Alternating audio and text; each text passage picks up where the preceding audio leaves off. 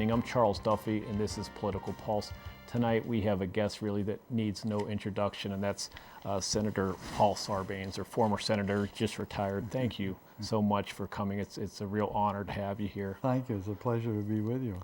And I'm going to talk about your political career somewhat, but you're from very humble beginnings. I mean, your parents were Greek immigrants raised in Salisbury, Maryland. Well, I was raised there. They came from Greece as immigrants. They met in this country. My father ran a restaurant in Salisbury. I worked in that restaurant all through my youth, and I went to the public schools of Wicomico County. Mm-hmm. What was Salisbury like back then? I mean, what was it like working in the restaurant, and what did you learn from your parents and working? Well, it was very much a small town, although Salisbury was sort of the market town for the area, for the region. But it was a real community, and you were very much a part of that community. And I think that had a great deal to do with sort of how I grew up. Mm-hmm. And I think back with a lot of fond memories. I had some terrific teachers as I moved through the school system. Wonderful coaches, some of whom became my best friends. But it was a small town America. Did you learn some of your people skills back at the restaurant? Just talking to the, people coming in there and seeing how your folks, kind of interacted and. Well, I think the restaurant's good training for politics. I think because you have to you interact with people all the time. You have to sort of satisfy the customer, and I think a lot of that exchange is highly relevant to politics. Mm-hmm. And you went on to Princeton, you were a Rhodes Scholar, you went into Harvard, and when you went to Princeton, it must have been, you must have said, God, I'm not in Salisbury anymore. Was that the thought, or did you have that thought? Actually, a Princeton alumnus came to my high school my senior year and saw the principal, and he said, Princeton's trying to diversify its student body. He says, no one from this high school has ever gone to Princeton. Do you have any students who you think should apply? And actually 3 of us applied and were admitted to Princeton that year. And Princeton gave me a scholarship and a loan and a job, which made it possible for me to go. So it was somewhat a little bit chance, that person coming through the school and Yeah, it was way beyond our horizons, my family's horizons. So it introduced a whole new and very exciting dimension, and it made a big difference. I mean, I had a wonderful 4 years at Princeton, and it just opened up a lot of horizons. Thinking back after that, I mean, did you have any other experiences like that where something happened to you and you just said, you look back years later and said that was an important event, and it was almost, I wouldn't say accident, but almost destiny? Probably not to the same degree. Not to the same degree. I mean, Princeton was really a shaping, transforming experience for me. I mean, I came out of a small high school on the eastern shore of Maryland. I hadn't been outside of Salisbury and the eastern shore very much. And then I met these young men coming from all over the country with very different experiences.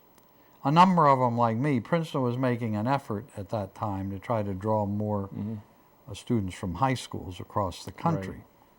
So that was part of their, quote, diversification Interesting.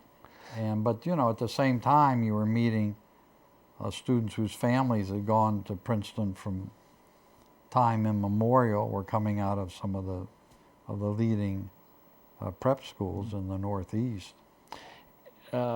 You went to, as I said, you went to Harvard. You were a Rhodes Scholar before that, and practicing attorney, clerk for a judge, and then at some point, you threw your hat in the political ring. You ran for the Maryland State House of Delegates, 1966. But what was what were you thinking? Why did you want to get involved in politics?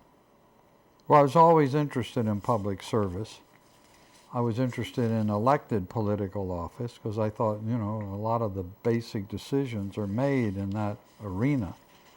If I can get involved, I can help to shape the policy and set the framework, you know, for the workings of our society.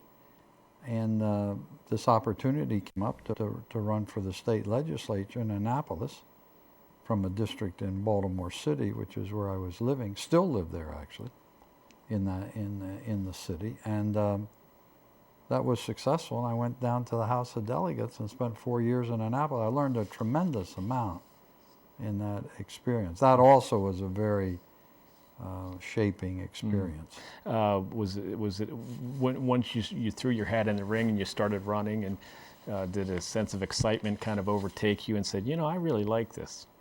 Well, my wife and I went out, we campaigned door to door, which was a new departure. Now a lot of people do that, Right. but when we started out, this is back in 1966 we're Right. talking about now, and in Baltimore City, the organization tended to dominate everything. Machine politics. Yeah, and if you weren't part of the machine, well, you were just sort of left out.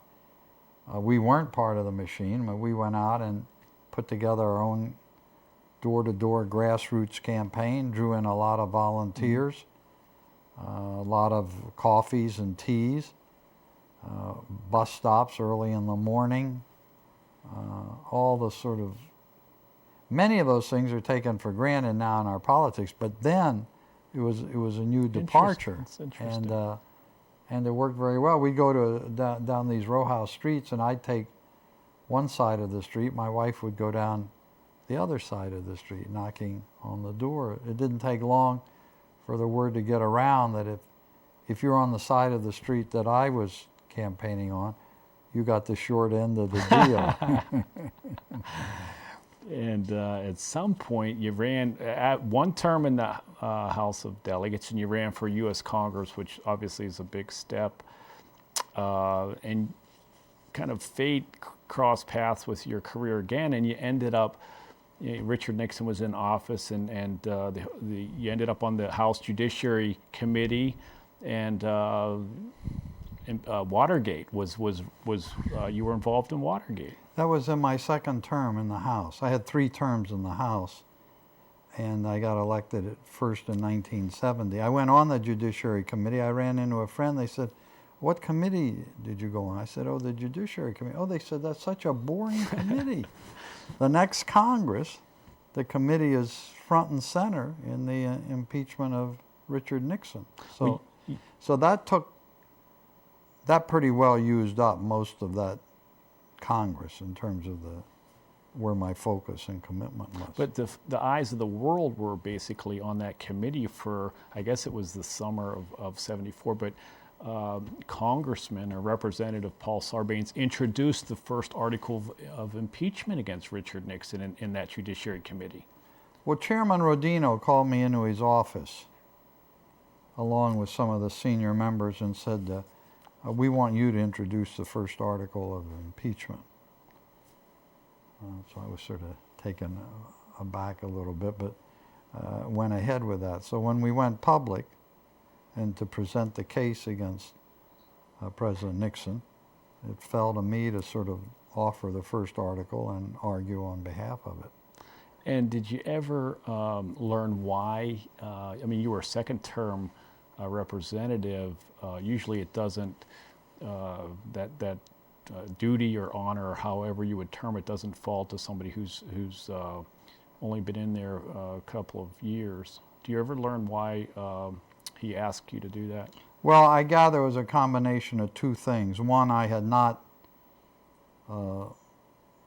taken an early position, as a few members of the committee had done, that he should be impeached. In other words, before we even heard all of the testimony and everything. So, you know, I didn't have the posture of having predetermined what the outcome would be, which was important because we were exploring this. Sure. And it was very important that it be done right. And secondly, I guess they decided that I could handle the questioning and the back and forth that would come if you were the lead person offering the article of impeachment. And I found a quote after the first article passed through the committee, and there was a good number of Republicans who joined the Democrats and voted for it. And you were quoted as saying it was a grave and sobering decision, and that was after the first vote. I mean, this was serious business. It certainly was, yeah. And it wasn't anything to be taken lightly or to be treated politically.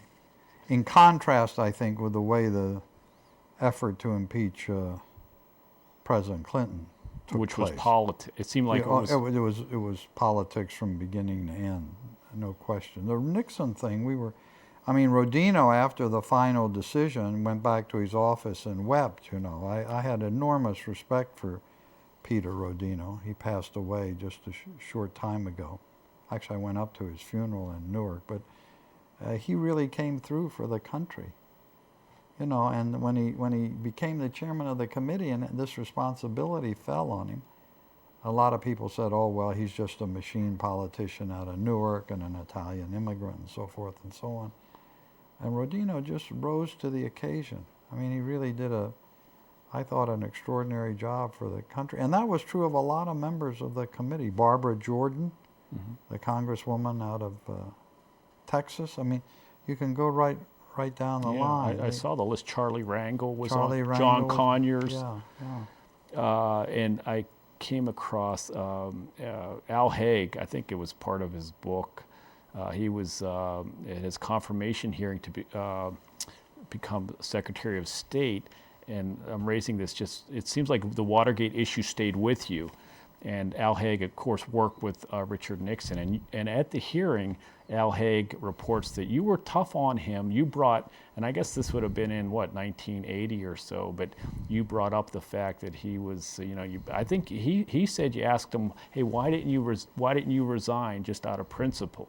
So that Watergate experience, it seemed like it stuck with you. Well, of course, that was in 1981. Reagan nominated him to be Secretary of State. He eventually was confirmed, although I opposed his nomination. Then later, when we had that tragic shooting of President Reagan at the Washington Hilton, and of course Haig then sort of said, "Well, I'm in control. I'm in control. I'm in charge." That didn't go over very well, obviously. Yeah. And Senator Edward Kennedy gave a speech on the Senate floor recently, and he obviously thought very highly of you, and he used a quote that Elizabeth Drew, the writer, wrote about you, and it was about Watergate, and Elizabeth Drew said, "History and process lift people." And they have lifted this group, talking about the House Impeachment Committee. And she said about you, Paul Sarbanes would not have looked at all bad at the Constitutional Convention. He might have been one of the great ones.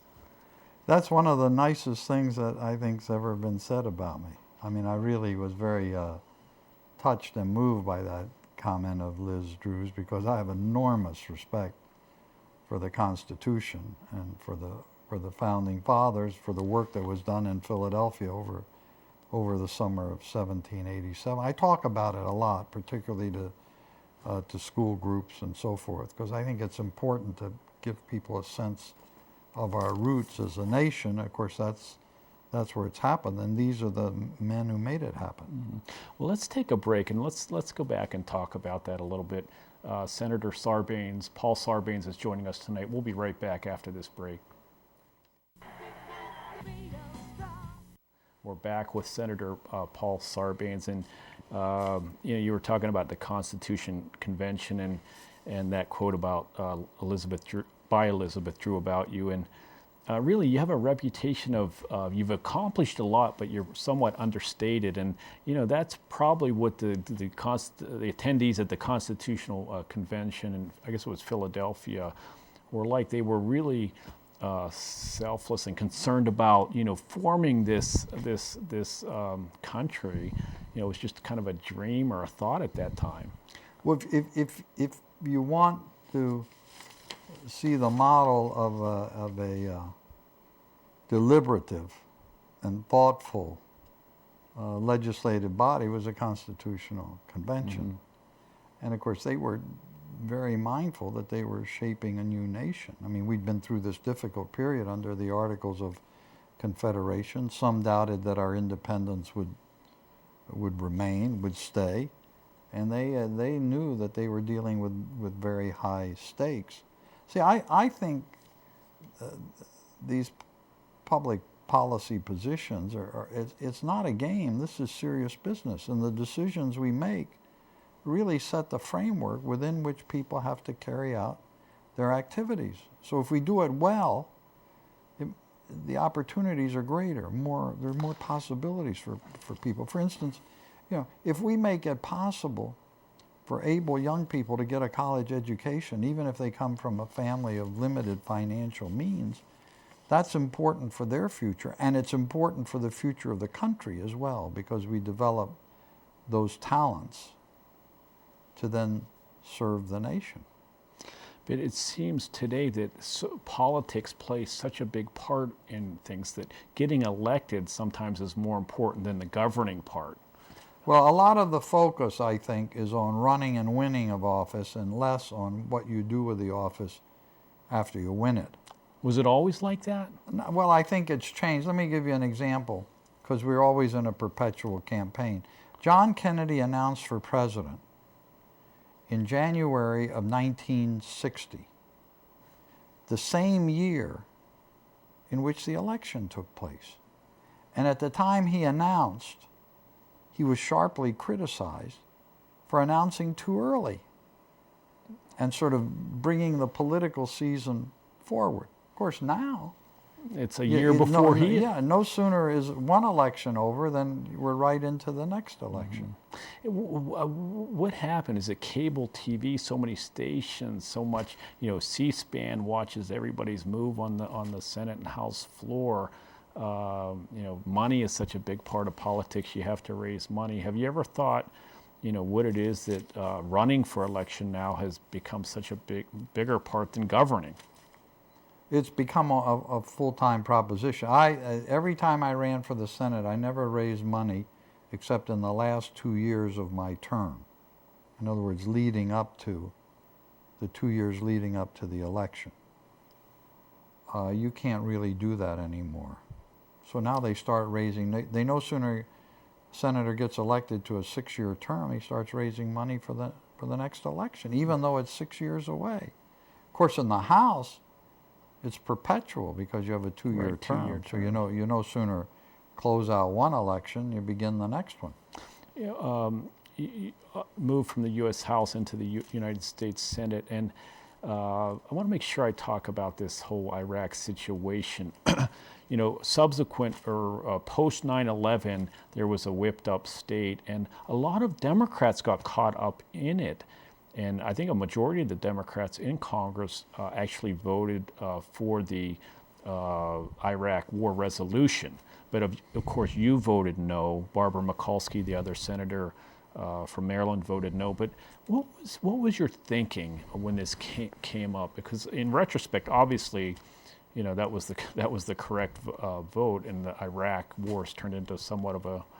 But what were you thinking when that vote took place? Oh, I thought it was a very serious mistake, what Bush undertook to do, and of course, subsequent developments have only demonstrated that. Once we got the inspectors back into Iraq so that they could move around the country and check things out, because before that, with the inspectors who'd been kicked out some years before, you really had no real feel for what might be happening. Once they went back in and were on the scene and able to move around, it seemed to me, first of all, they didn't turn up anything. Second of all, then of course people like Cheney were saying, well, it's so well hidden that they can't find it.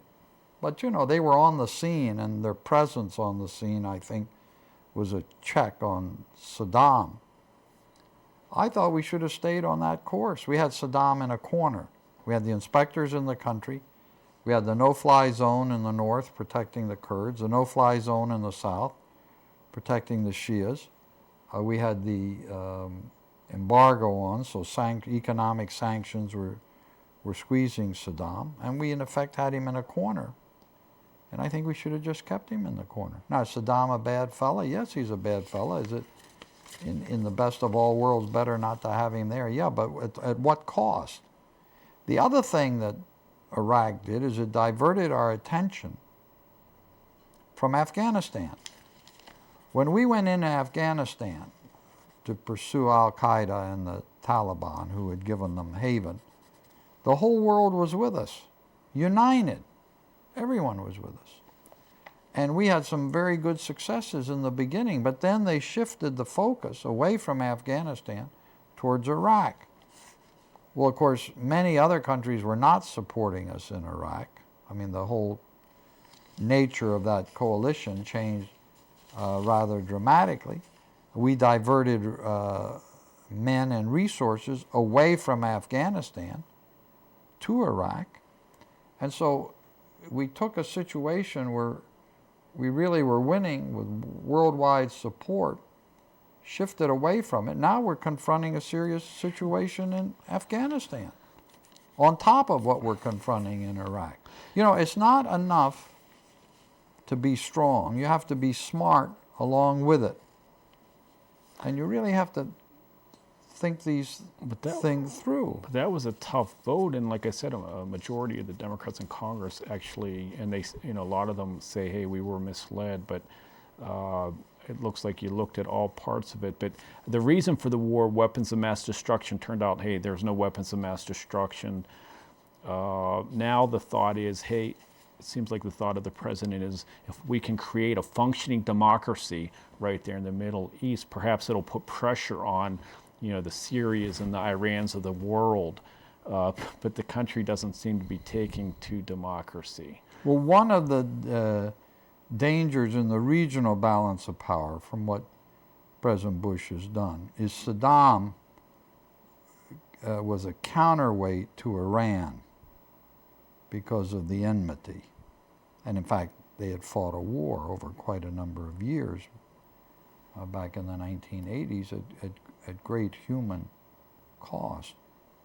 The removal of Saddam has opened up Iraq to Shia influence coming from Iran. So as where before Iraq was sort of a counter to Iran in the regional power arrangement, now Iran has an opening. Well, the war did for Iraq. Iran what Iran could not do for itself. In a sense, yeah. Basically. Yeah. But you talked about the Constitutional Convention, and I just bring up this idea of democracy, and you know, we as Americans think, God, why wouldn't everybody in the world love to be in a democracy? Like, it's not perfect, but you know, it seems like the best system going. But you know, you look at Iraq, and there's so many problems. But why? I mean, we had Paul Bremer on the show, Bush's Iraqi envoy, and he said, hey, this is a long process. This could take centuries. But why, and you talked a little bit about the Constitutional Convention, but why does it seem like the people over there are not like grasping this opportunity for democracy, however imperfect? Well, I'm supportive of trying to extend democracy. The question, though, is what is the nature of the support? And I think the notion that you can just take your military and go into a situation and through the use of armed force bring about a democratic situation isn't borne out by experience. It's more complicated than that.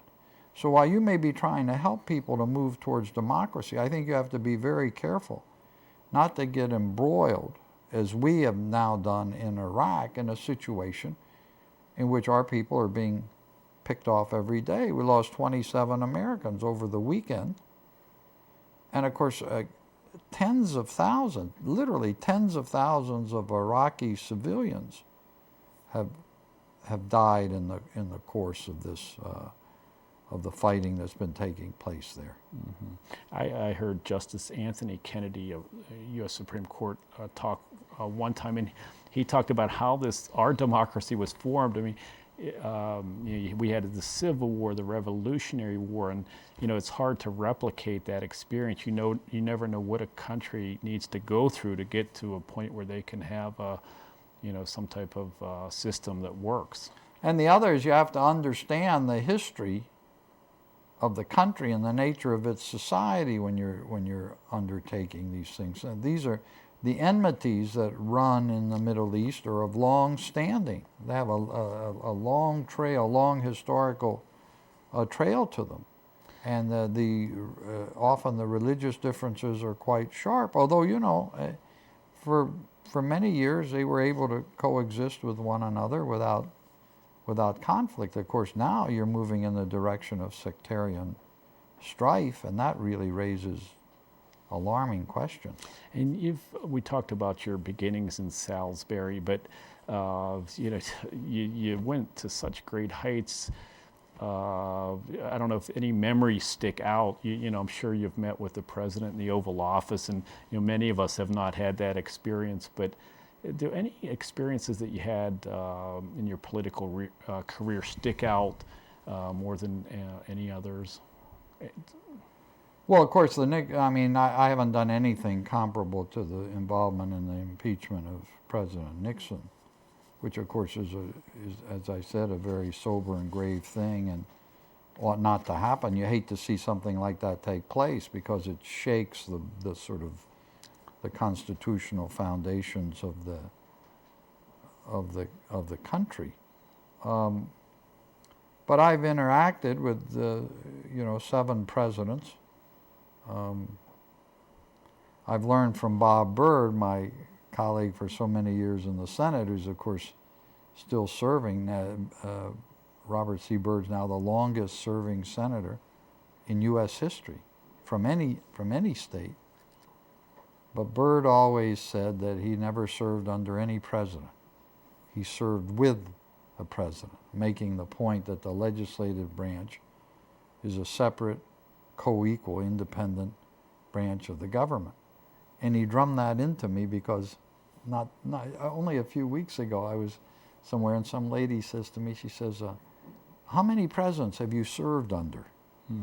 And instinctively, without even thinking about it, I said, I haven't served under any presidents. I've served with presidents.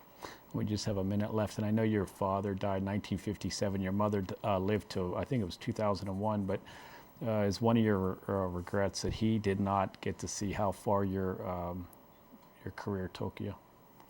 Yeah, it's a great sadness for me that he didn't live longer to see this involvement of myself and my brother and in the political life and of our country.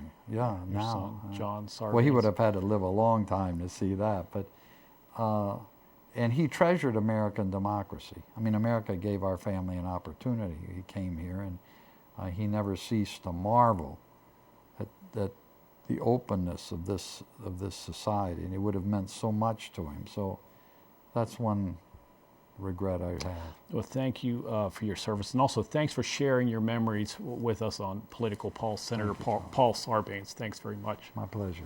And thank you, everybody, for joining us. And remember, if it's Tuesday night at 9:30 or Thursday night at 9, it's Political Pulse on Channel 16 TV. I'm Charles Duffy. We'll see you next week.